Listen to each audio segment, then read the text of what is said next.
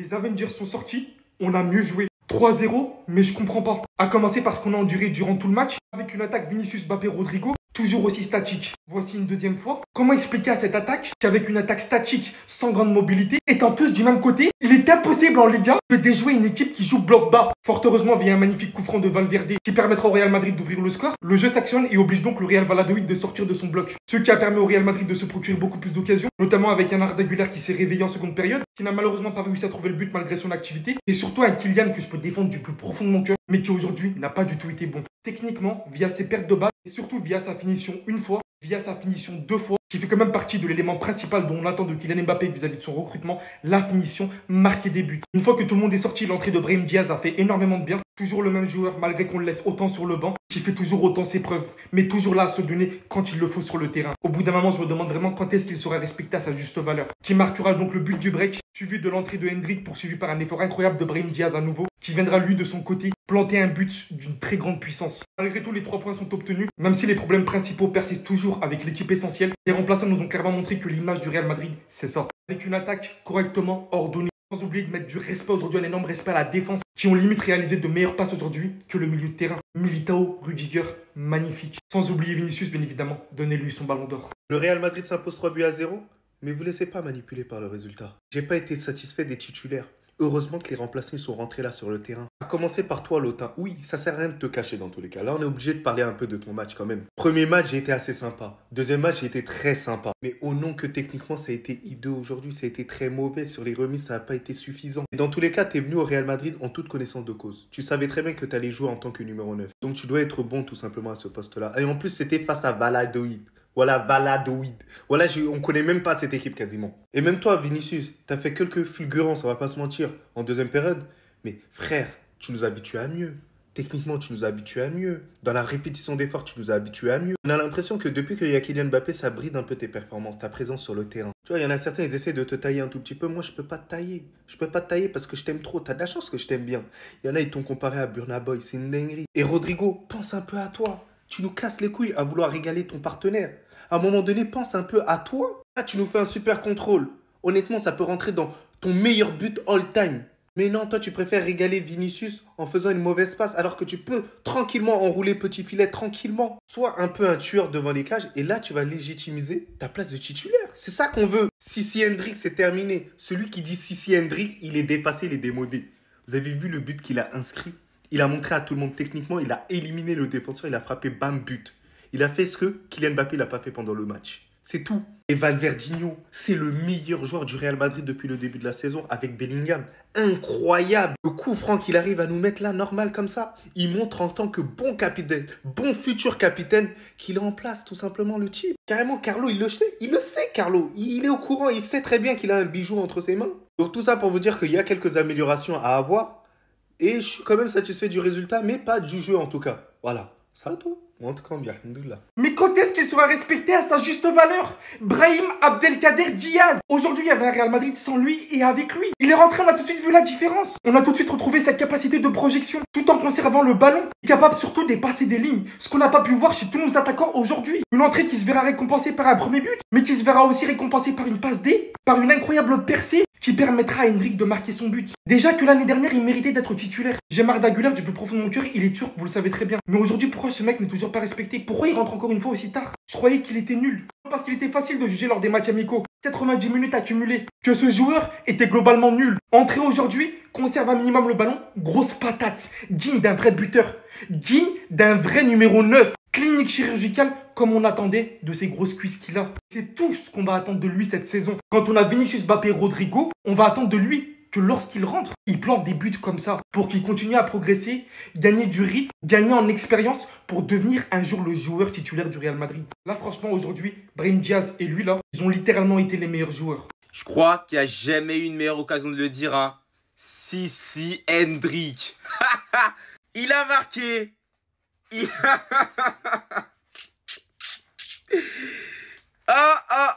Mais il a marqué un but digne de Ferran Puskas, hein. Digne de Bobby Charlton, hein. Hendrick qui m'a accroché pied gauche un défenseur, qui frappe pied droit, premier poteau, ça rentre. Tout lui sourit. Après, bien sûr, on va préciser un super slalom de Brahim Diaz qui a fait une entrée en jeu tonitruante. Il marque un but, il fait une passe D. Par moment, tu floutes un peu tes yeux quand il joue, ou bien ceux qui ont des lunettes, vous retirez vos lunettes, vous pouvez croire que c'est le Messi. Hein. Il va réussir là où les têtes du Real Madrid n'ont pas réussi aujourd'hui. Là où Mbappé a loupé une frappe assez proche du pied gauche, même s'il n'était pas dans une position très favorable. Là où Rodrigo a raté cette passe pour Vinicius, et bien Endrick il a marqué. Si, Endrick. Je crois que sa carrière c'est un film. Tout est tracé pour que ça se passe bien en fait. Et peu importe son niveau de jeu, tout est fait en fait. C'est un film les gars. On est à Hollywood. De toute façon, moi, depuis que je l'ai vu assister au match de Bobby Charlton, je parle plus de lui. Hein. Moi, j'ai dit, je parle plus de lui. Hein. J'ai donné tout le crédit qu'il faut. Ce qui vient de se passer aujourd'hui, c'est l'illustration de où a mis les pieds Mbappé, au Real Madrid. Je le dis souvent, comme tonton Henri l'a dit avant moi, c'est Madrid en face. Oh! C'est très compliqué pour le Real, un jeu stéréotypé. Mbappé qui n'arrive pas à s'en sortir en neuf, il va gêner Vinicius à gauche, il va gêner Rodrigo à droite. Quand soudain, il sort, Brahim marque. Brahim marque sur sa première occasion. D'ailleurs, j'en profite pour dire que ce joueur, il est tellement pas respecté. Il est tellement sous-coté. Mon Dieu. Mon Dieu, ramène-nous à Arsenal, on le veut. Pire pour Mbappé. Sissi Hendrick, Bobby Charlton, 18 piges, premier match au Santiago Bernabéu, 4 minutes, il marque. Imaginez-vous, au début de saison, on aurait dit Hendrick va plus marquer les esprits que Mbappé lors du premier match au Santiago Bernabéu. Vous m'aurez dit quoi? Sissi Hendrick. Sissi Hendrick. On commence tous à le voir, Mbappé n'est pas un neuf. Donc pour sa réussite au Real Madrid, il doit être sur le côté. Mais pour ça, M. Ancelotti doit faire des choix. Sortir Rodrigo, sortir Vinicius. Ou laisser Mbappé à gauche et mettre Vinicius à droite. Ou le contraire. Mais est-ce qu'il est prêt à le faire? Mais on en revient à la phrase que j'ai dit au début. Tu vas devoir en faire 10 fois plus pour t'intégrer. Là, c'est pas du acquis comme au PSG. Parce que ici, au Real Madrid, il y a des joueurs qui méritent d'être titulaires. Tous les joueurs, même sur le banc, au staff technique, même les joueurs en bas là, à la Castilla, ils attendent pour jouer. Donc tu vas devoir faire 2 fois plus. Et tu vas devoir montrer que tu es vraiment le meilleur joueur du monde. Parce que sinon, ça va commencer à attraper ta veste. Mais moi, je suis toujours dans ton train. Je sais que tu vas réussir. C'est lui le voleur de rêve. Il a dit Bobby Charlton, c'est Bobby Charlton. Le roi Pelé n'est pas mort, il était juste à Palmeiras. Il est venu voler le rêve de Mbappé. Il n'est pas venu pour autre chose. Premier match en Liga, premier but. Quand on vous dit talent générationnel, c'est pas parce que c'est un talent qu'on a rarement vu, c'est parce qu'il a traversé les époques, les gars. Il a tout vu du football. Il sait comment le faire. Plus sérieusement, je ne l'ai pas assez vu sur le terrain, sur le rectangle vert, pour en vraiment tirer une analyse. Mais de ce que j'ai remarqué, c'est qu'il enchaîne rapidement, qu'il a une bonne capacité de finition et qu'il a une grosse frappe de balle.